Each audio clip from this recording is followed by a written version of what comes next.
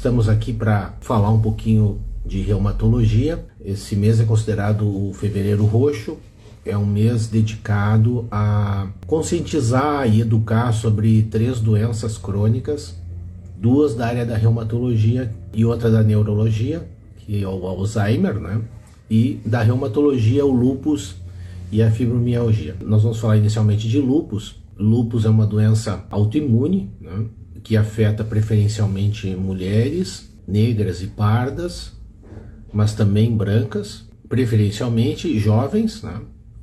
Tem um curso crônico com inúmeras manifestações possíveis, com alguns padrões mais comuns, que tem um prognóstico que melhorou muito ao longo dos anos, e é um tratamento também específico e novos tratamentos mais recentemente para tratar essa doença, né? Usualmente, os profissionais que lidam com essas doenças são os reumatologistas, com algumas outras especialidades também incomuns, como hematologistas, nefrologistas, neurologistas e dermatologistas. Eu juntei aqui no Instagram e no YouTube algumas perguntas, eu vou lê-las aqui, cada uma delas, e vou procurar responder da melhor forma possível, com o objetivo de esclarecer o que for possível, né? E participar dessa campanha dedicada então a conscientizar sobre lúpus eritematoso sistêmico. Então a primeira pergunta que eu tenho aqui anotada é: tenho lúpus, posso tomar imunobiológico ou biológico?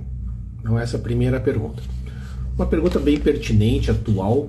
Nós atualmente no tratamento do lúpus temos disponível no Brasil 3 imunobiológicos, né? 2 com indicação de bula para lúpus, o que é uma coisa muito difícil de ter antigamente. Nós não tínhamos medicamentos assim com indicação de bula, aprovado pela Anvisa.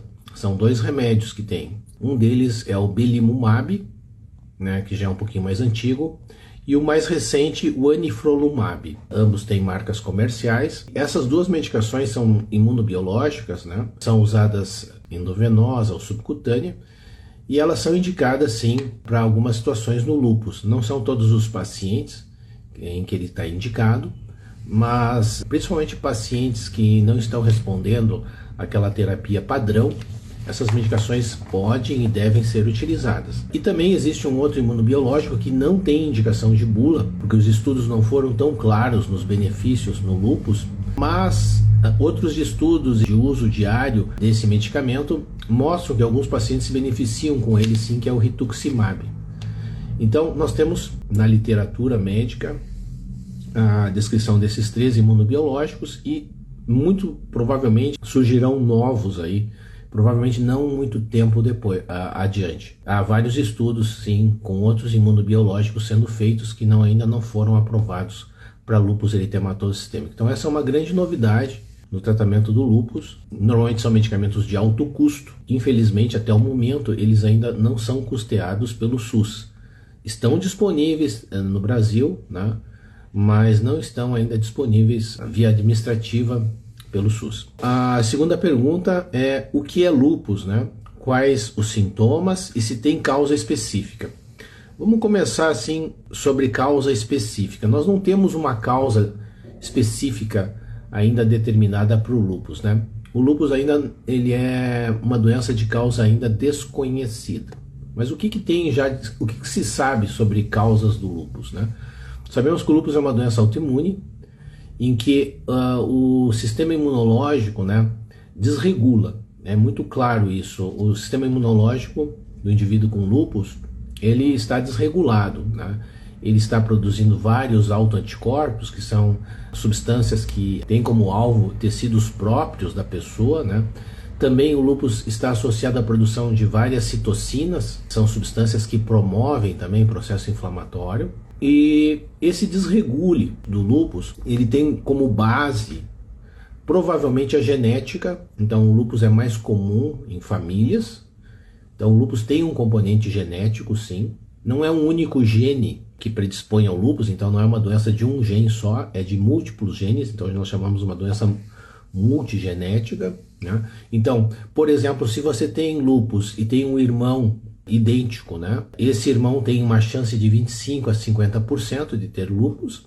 Já se você tem um irmão não idêntico, né? esse irmão tem uma chance também maior, mas não é tão alta, né, de ter lúpus. Aí um cálculo de 2 a 5% desse irmão ter lúpus também. Também, como o lúpus é uma doença autoimune, não é raro pacientes terem parentes com outras doenças autoimunes.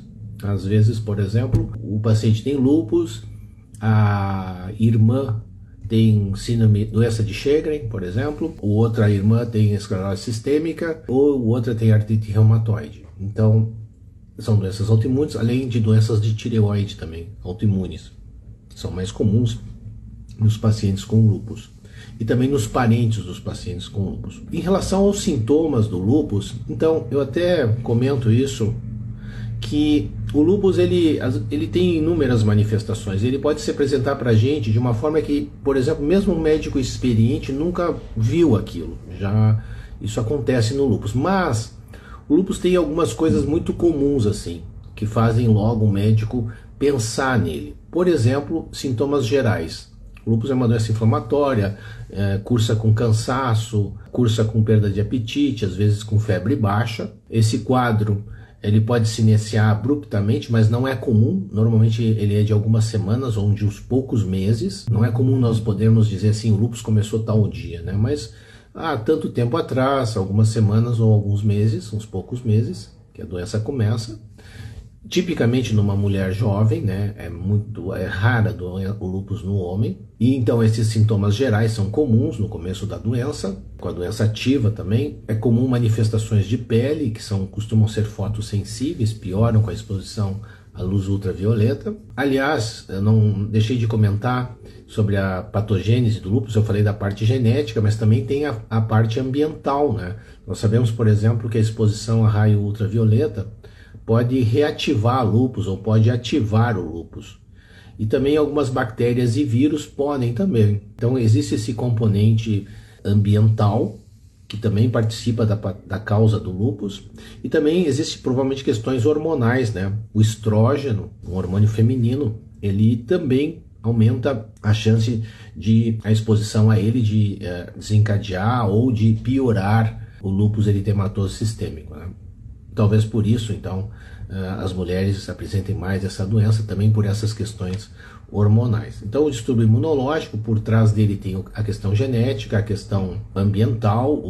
Sabemos que o tabaco também aumenta o risco de lúpus, bactérias, vírus e a questão hormonal participando da gênese. Em relação, então, aos sintomas, voltando ao assunto dos sintomas, é comum sintomas gerais, manifestações cutâneas, que são fotossensíveis, o sol piora, então elas são mais frequentemente localizadas em áreas de exposição solar, no decote, nos braços, no rosto. Então, manifestações cutâneas, manifestações articulares também são muito comuns, artrites, artralgias, que são às vezes dos mesmos lados, nas mãos, nos pés. Às vezes elas migram, elas caminham, às vezes só dói e não incha, às vezes incha também e inflama. E também manifestações hematológicas, são muito comuns, que normalmente são vistas através do exame de sangue, né? Plaquetas baixas, linfócitos baixos, leucócitos baixos, anemia, são manifestações muito comuns do lúpus. E também manifestações renais. Em algum momento essas manifestações aparecem em boa parte dos pacientes com lúpus, às vezes mais leves, mas muitas vezes, infelizmente, mais graves essas manifestações renais. Então, o lúpus basicamente vai se apresentar dessa forma, definindo o lúpus é um exemplo de doença autoimune, assim, muito clássica, né? Sistêmica, com inúmeras possíveis manifestações. Pode envolver o trato gastrointestinal? Pode envolver o pulmão? Pode envolver o cérebro? Pode envolver o olho? Pode. Há inúmeras manifestações possíveis, né? Mas as mais comuns eu comentei anteriormente. Uma terceira pergunta é se artrite pode virar lúpus. Eu entendi essa pergunta assim, artrite, se eu olhar a palavra só artrite, eu tenho que saber que isso é só um sinal, né? Artrite é uma junta inchada, quente, dolorida e que tem dificuldade de movimentar. Isso é uma artrite. Várias doenças podem dar artrite, incluindo lúpus. Mas aqui talvez a pergunta seja artrite reumatoide, né, que é uma doença daí, diferente de lúpus, se ela pode virar lúpus. Às vezes, tá? Usualmente a artrite reumatoide clássica, com quadro de poliartrite simétrica, em mulher de meia idade, com fator reumatoide e anti-CCP positivos, né? Esses pacientes usualmente não evoluem para lúpus, mas às vezes você pode lá no começo da doença achar que é artrite reumatoide. Já me aconteceu de eu ver um paciente 1 ou 2 vezes e achar que ele sofre de artrite reumatoide. E depois mudar esse diagnóstico e encaixá-lo mais como lúpus eritematoso sistêmico. Então, alguns pacientes dá um pouquinho de confusão, sim, no começo, mas depois, com o passar do tempo, isso pode ficar mais claro, né? Em geral, os reumatologistas conseguem já no começo a fazer essa diferenciação, mas às vezes pode haver um pouco de confusão, sim. Então, a artrite pode virar lúpus? A artrite reumatoide virar lúpus? A forma clássica, usualmente não, mas às vezes um quadro de artrite indiferenciada, com os exames ainda não muito claros, pode ser que você pense em artrite reumatoide, mas na verdade é lúpus eritematoso sistêmico. Quarta pergunta. Eu não tive diagnóstico certo de lúpus. Ficou entre lúpus e síndrome de Sjögren. Aqui só um comentário. Antigamente nós chamávamos de síndrome de Sjögren, essa doença. Atualmente a gente chama de doença de Sjögren. Então só para reforçar, a doença de Sjögren é uma doença que afeta também bem mais mulheres do que homens. É uma doença autoimune, ela tipicamente cursa com olho seco e boca seca. Isso documentado pelo oftalmologista, esse olho seco. E vem associado às vezes com manifestações sistêmicas, incluindo artrite, lesão de pele e baixa de plaquetas, de leucócitos. Então, às vezes o Sjögren, né, ele imita o lúpus, é um diagnóstico diferencial importante entre lúpus e Sjögren. E às vezes é difícil de fazer esse diagnóstico diferencial. E também nós devemos considerar que existe a coexistência dessas duas doenças. Então, tem trabalhos aí mostrando que a doença de Sjögren aparece em até 20% dos pacientes lúpicos. Então, nós podemos ter um paciente com lúpus e doença de Sjögren, sim. E podemos, assim, inicialmente desconfiarmos de lúpus na investigação, com pesquisa de olho seco, de boca seca, com pesquisa de alguns exames de sangue, assim, que aparecem mais na doença de Sjögren do que no lúpus, ou alguns exames de sangue que aparecem mais no lúpus do que na doença de Sjögren, a gente consegue fazer esse diagnóstico diferencial. Mas às vezes fica essa dúvida mesmo. E se tu não tem uma manifestação grave do lúpus, como por exemplo envolvimento renal, o tratamento usado na doença de Sjögren e no lúpus algumas vezes são idênticos, né? Então eu posso até ter essa dúvida e tratar o meu paciente mesmo com essa dúvida, pelo menos em algumas situações. Uma quinta pergunta aqui, que é: pessoas com lúpus podem fazer exercícios físicos? Sim, com certeza, né? Lúpicos apresentam quadros de artrite, muitas vezes ficam debilitados, isso leva a uma atrofia muscular significativa, a um cansaço, que é um sintoma comum no lúpus, muito comum o cansaço, que tem possibilidades dessas duas situações melhorarem com exercícios físicos, tá? Conforme a tolerância, exercícios aeróbicos, até anaeróbicos com cuidado, com parcimônia, são bem indicados no lúpus e devem ser estimulados, né? A não ser que o paciente esteja naquela uma fase muito ruim do lúpus, com febre, né, em que ele tenha que fazer repouso. Mas assim que você recupera o paciente, você melhora o paciente com medicamentos, é importante estimulá-lo a fazer exercícios físicos, sim. E se ele fuma, parar de fumar. O que é contraindicado para pacientes com lúpus? Bom, essa é uma pergunta bem geral, assim, né? É difícil falar o que é totalmente contraindicado para lúpicos. Cada paciente é um paciente, o lúpus não é igual de um paciente para outro. Isso é muito importante que se saiba, porque às vezes tu tem uma impressão muito ruim, tu tem uma história, esse lúpus naquela paciente foi muito mal, enfim, não. Tem vários intensidades de lúpus e ele varia de paciente para paciente, né? Podemos ter lúpus bem mais leves, lúpus médios e lúpus mais graves, sim. Então, dizer o que é contraindicado aqui depende de cada paciente, né? Mas na regra, assim, por exemplo, não é bom que o lúpico se exponha à luz ultravioleta. Então, é uma recomendação geral para os pacientes com lúpus, né? Não se exponha à luz ultravioleta. Então, use bloqueador solar, porque essas luzes têm potencial de agravar o lúpus. isso é uma coisa que é contraindicada para pacientes com lúpus. Por exemplo, o lúpus, às vezes, ele cursa com uma síndrome chamada síndrome do anticorpo antifosfolípide, que é uma trombofilia. Então, se o paciente tem lúpus e tem trombofilia, no caso SAF, também é contraindicado usar estrógeno nessa paciente lúpica, né? O estrógeno, há uma discussão que ele pode agravar o lúpus, né?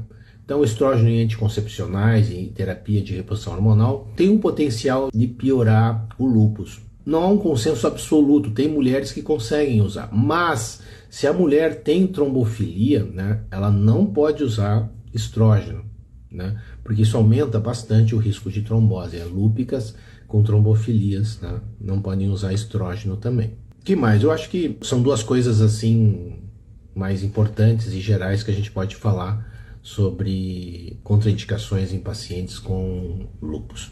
A 7ª pergunta: pacientes com lúpus podem ter uma vida normal? Sim, o objetivo do tratamento é oferecer a vida mais normal possível, pessoal, no lúpus, tá? Então a gente objetiva, o tratamento médico e de outros profissionais, né, objetivam fazer com que o lúpico tenha uma vida normal, e é possível. Há lúpicos com doença leve que tem praticamente uma vida normal. Há pacientes que têm lúpus mais grave. Quando a doença está ativa, não dá para dizer que ele vai ter uma vida normal, né? Ele vai ter que ir no médico mais frequentemente, ele vai ter que tomar mais remédios, os tratamentos podem trazer algum tipo de complicação infecciosa, digestiva, cutânea, né? Nessa fase da doença mais grave não dá para falar em vida normal, mas o objetivo sim é fazer com que o lúpico possa trabalhar, se distrair, possa ter lazer, possa ter família, né? Formar família e tudo mais. E isso na grande maioria dos pacientes é possível. 8ª pergunta: se lúpus é uma doença hereditária? Nós não consideramos o lúpus uma doença hereditária. A doença hereditária é aquela que a pessoa nasce com ela, né? E se desenvolve com ela. O lúpus tem um componente genético, sim. Eu já falei anteriormente, então ele não é considerado uma doença hereditária, ele é considerado uma doença adquirida, né? Normalmente a gente não nasce com lúpus, a gente desenvolve lúpus mais tardiamente, em especial em mulheres após a menarca, após a primeira menstruação, né? O lúpus também não costuma iniciar após a menopausa, mas pode também começar. Então o lúpus é uma doença adquirida, ele não é uma doença hereditária, né? Nessa mesma pergunta, tem como saber se o paciente, eu acredito que seja o parente daí, próximo, também terá a doença? Nós não temos ainda como dizer se um parente nosso, se um irmão, se uma irmã terá lúpus, né? Nós sabemos que pessoas que desenvolveram lúpus, se nós testássemos o exame, fizéssemos exames de sangue nele 1, 2, 3, 5 anos antes, esses pacientes têm uma chance maior de já ter algumas alterações sanguíneas que sugerem lúpus. Mas o diagnóstico de lúpus não é feito apenas por laboratório. O diagnóstico de lúpus, ele exige, hoje em dia, um quadro clínico, tá? Então é necessário ter alterações, queixas e achados de exame físico e junto também de laboratório que possam fazer o diagnóstico do lúpus. Então não há a princípio nenhum dado único que diga que o meu paciente tem lúpus. Ele pode ter um grupo de queixas que é compatível e um laboratório compatível, então a partir disso eu posso fazer o diagnóstico de lúpus eritematoso sistêmico. Então se eu sou assintomático, eu não tenho lúpus. Se eu sempre fui assintomático, eu não tenho lúpus. Mas se eu desenvolver um quadro clínico e ter um laboratório compatível com lúpus, bom, então eu posso ter lúpus. Então nós não temos como saber se um parente próximo terá a doença. Ele tem um risco um pouco maior. Se for um irmão idêntico, o risco é bem maior, sim. Mas se for um irmão diferente, né, mesmo gêmeo, mas gêmeo não idêntico, a chance é até relativamente pequena, mas ela ainda é maior do que quem não tem na família, né? Então o lúpus incide na população em geral 1 caso para 1000. E no caso, se tu tens um caso na família, a chance de ter lúpus é maior do que isso. A 9ª pergunta aqui que eu tenho, uma pergunta assim muito importante: é a seguinte: mulheres com lúpus podem gestar? Essa pergunta é chave, né? Porque nós estamos lidando com mulheres jovens, mulheres no período fértil, mulheres que desejam ter filhos. Então, cabe muito bem essa pergunta.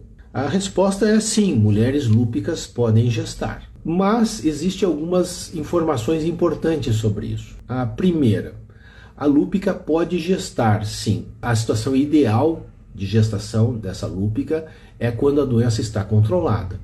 E normalmente um período de 6 a 12 meses de controle da doença. Então, essa gestação terá mais chance de dar certo, sim. Uma boa chance de dar certo com a doença controlada. Uma questão bem importante a ser respondida. Se a doença está ativa, é recomendável aguardar, tratar, para depois poder engravidar. Assim, a gestação na lúpica é considerada uma gestação de alto risco. Portanto, a lúpica que deseja engravidar e que engravida preferencialmente, deve estar acompanhando com um obstetra que tenha experiência com gestação de alto risco. Por que a lúpica, né, tem uma gestação de alto risco? Porque a gente sabe que ela tem um risco maior, por exemplo, de ter pré-eclâmpsia, ela tem um risco maior de ter um bebê prematuro ou de ter um bebê de baixo peso, por exemplo. Então, isto é mais frequente na lúpica. Existe uma situação que preocupa um pouco mais na gestação, que é aquela que eu falei para vocês anteriormente, que é uma trombofilia associada ao lúpus, chamado SAF. Nessa situação, a gestação pode complicar mais, né? E isso exige, inclusive, alguns tratamentos durante a gestação para aumentar a chance dessa gestação ser bem sucedida e não haver complicações para o bebê e para a mãe.